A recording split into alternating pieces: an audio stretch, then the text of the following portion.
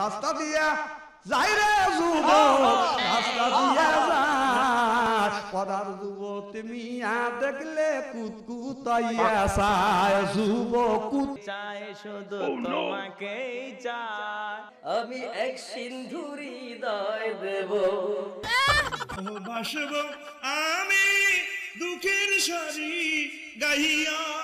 আমি ওই চরণের দাসের যোগ্য নয়, আমি ওই চরণের দাসের যোগ্য নয়। সিলেটের ওই কমলার বাগা খাইলেই জুরায় হকলার পরাণ।